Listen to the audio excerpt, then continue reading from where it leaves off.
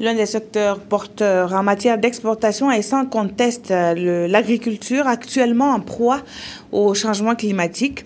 Dans la région du Sud-Ouest, le programme Développement de l'agriculture a initié un projet pour venir à bout de l'érosion par la récupération et la mise en valeur des terres dégradées.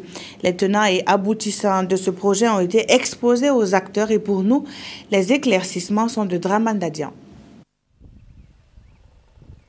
Derrière ce paysage pittoresque de la région du Sud-Ouest se cache une inquiétude. Les effets des changements climatiques, des températures en hausse de 0,8% selon les prévisions de 2025, baisse de la pluviométrie d'environ 3,4% et des vents violents. À cela s'ajoute la menace croissante de la destruction de la nature par l'homme. Conséquence, plus de 60% des ressources naturelles sont dégradées dans la région du Sud-Ouest. On se dit que dans 10 ans, si on continue sur cette lancée, ne soyez pas surpris que la région du Sud-Ouest ressemble à la région du centre. D'où cet atelier d'information et d'échange sur le projet Changement climatique EKF, pour ne pas en arriver là.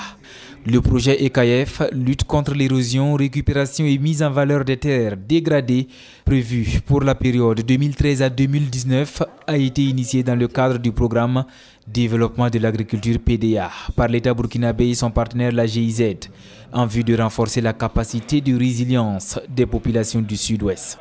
On a tout un paquet de techniques, agrotechniques, l'agroforesterie, mais aussi juste au niveau de maîtrise d'ouvrage, au niveau de communes, d'intégrer l'aspect du changement climatique dans la planification communale. Par rapport aux aménagements de bassins versants, nous sommes beaucoup plus actifs présentement dans la province du Yoba. Et nous intervenons dans 6 communes. Présentement, mais comme vous l'avez dit, on a une couverture régionale, donc on va progressivement. En attendant, ces participants, autorités administratives et responsables de services techniques sont invités à devenir des messagers du changement climatique au Sud-Ouest.